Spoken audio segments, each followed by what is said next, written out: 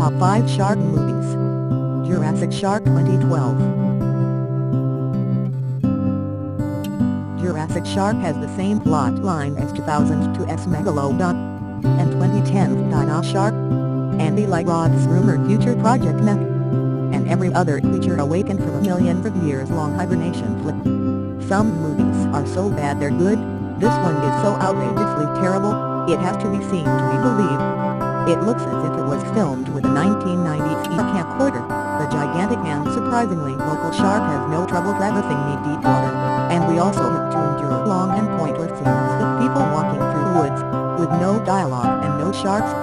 Finally they decide a monster must be killed, in case it somehow reaches a crowded beach, even though it's currently trapped in a deserted lake.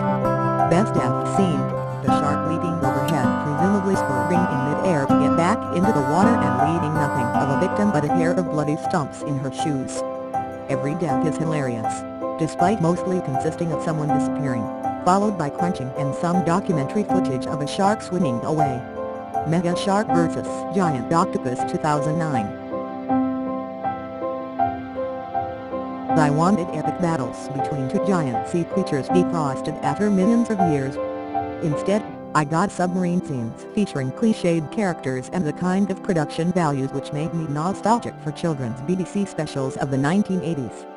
Our intrepid heroes, headed by Debbie Gibson, yes, that one, decide that luring the shark and octopus towards populated coastlines is a good idea.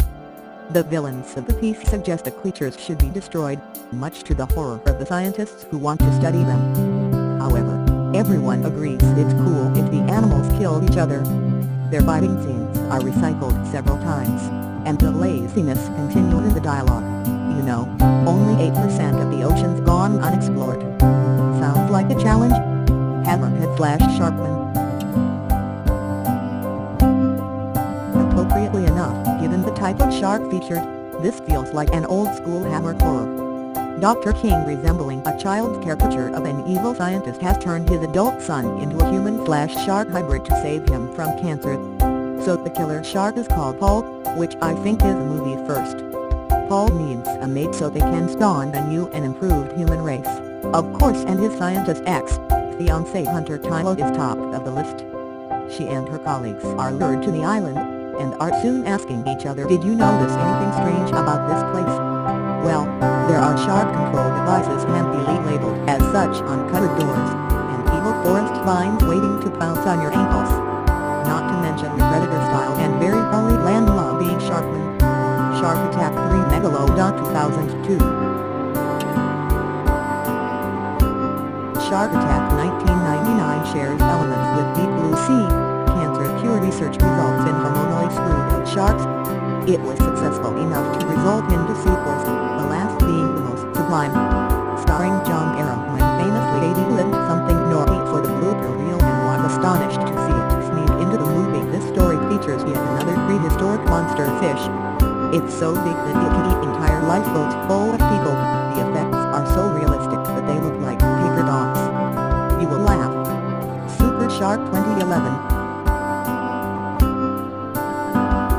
Super Shark caters to the 14-year-old boy demographic.